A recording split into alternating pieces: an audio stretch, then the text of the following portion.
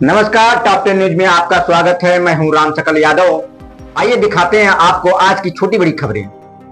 प्रदेश सरकार ने राजस्व हित में बड़ा कदम उठाते हुए मौखिक रूप से किए गए हिब्बा नामों पर सख्ती शुरू कर दी है। सीएम के निर्देश और स्टाम्प मंत्री रविंद्र जायसवाल के फरमान के क्रम में आजमगढ़ समेत प्रदेश के सभी नगरपालिका एवं नगर पंचायत क्षेत्रों में विगत 8 वर्षों में मौखिक रूप से हुए हिब्बा नामों की जांच के आदेश जारी किए गए हैं। सरकार का मानना है कि मौखिक हिब्बा नामों के जरिए बड़े पैमाने पर स्टाम्प शुल्क की चोरी हो रही है, जिससे सरकारी राजस्व को भारी नुकसान पहुंच रहा है। स्टाम्प मंत्री के निर्देशों के अनुपालन में जिले में सहायक महानिर्देशक निबंधन राकेश कुमार ने स्टाम्प एवं निबंधन विभाग को निर्देशित किया है कि विगत 8 वर्षों में मौखिक हिब्बा नामों के आधार पर किए गए सभी नामांतरण मामलों की विस्तृत सूचना 1 सप्ताह के भीतर जिला कार्यालय को उपलब्ध कराई जाए।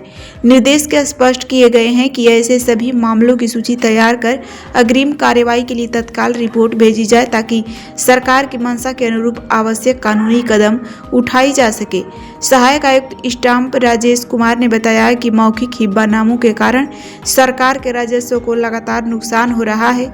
मंत्री के निर्देशों के क्रम में विगत 8 वर्षों में हुए सभी मौखिक हिब्बा नामों का रिकॉर्ड 1 सप्ताह के भीतर उपलब्ध कराने को कहा गया। इसके आधार पर आगे की कार्यवाही शासन के निर्देशानुसार की जाएगी। सर, हिब्बानामा को लेकर शासन का क्या निर्देश है और आगे की क्या प्रक्रिया है? माननीय मुख्यमंत्री जी, माननीय विभागीय मंत्री जी द्वारा निर्देश निर्गत किए गए हैं कि उनके संज्ञान में आया है कि नगर पंचायतें या नगर निगम संस्थाएं जहां जैसी भी हैं, वो लोग हिब्बा बिना लिखित हिब्बानामा के वो मौखिक आधार पे खारिज दाखिल म्यूटेशन कर दे रहे हैं, जिससे कि सरकार के राजस्व स्टाम्प की चोरी हो रही। इसीलिए माननीय विभागीय मंत्री जी द्वारा 2 जनवरी को दिए गए निर्देश के क्रम में समस्त स्थानीय निकाय के यहाँ जिला आजमगढ़ के ईओ को और शासी अधिकारी को पत्र लिखा गया है कि ऐसी सूचना मांगी गई है कि अब तक पिछले 8 सालों में इस आधार पे कितने उन लोगों ने खारिज दाखिल किए हैं, उसकी सूचना मांगी गई है 1 सप्ताह के अंदर। आफ्टर सूचना क्या वो हिब्बानामा रद्द कर दिया जाएगा या वो कायम रहेगा? अब उस पे हिब्बानामा के आधार पर म्यूटेशन जो कर दिए होंगे, तो उसके आधार पे परीक्षण किया जाएगा और सरकार को सूचना दी जाएगी और सरकार उस पर निर्धारण करेगी क्या उन पे मुकदमा चलाया जाएगा कि उनका खारिज निरस्त किया जाएगा। कितना हिब्बानामा, कितने टन की चोरी हुई, कितना हिब्बानामा हुआ होगा? अब अभी संख्या अमाउंट तो एग्जैक्टली नहीं कहा जाता है, तो संख्या के आधार पे कि कितनी प्रॉपर्टी क्या थी, कितनी बड़ी प्रॉपर्टी है, फिर उसका वैल्यूएशन क्या है, उसके आधार पे किया जा सकता है।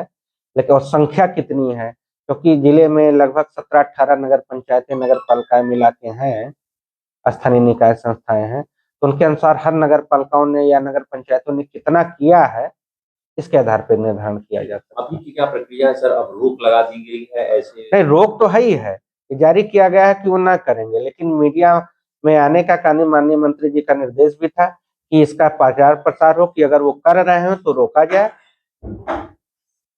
मौखिक किसके आधार पर किया जा रहा है? मौखिक हिब्बा के आधार पे,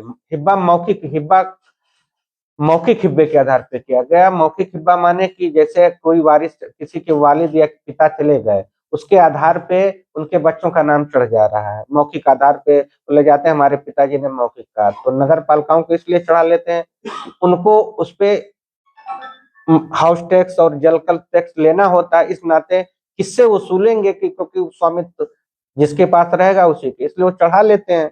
लेकिन सरकार का जो निर्देश है या जो कानून व्यवस्था है, वो बिना रजिस्टर्ड किए आधार पे नहीं करना चाहिए, क्योंकि इससे डिस्प्यूटेड भी होता है, अनावश्यक मुकदमे होते हैं, सिविल कोर्ट या कहीं भी मुकदमे रेवेन्यू कोर्ट में भार पड़ते हैं, स्वामित्व को लेके विवाद होते हैं। तो इससे भी अगर वो प्रमाणित रहेगा तो बचे रहेंगे, अनावश्यक कोर्टों पे भार भी नहीं पड़ेगा।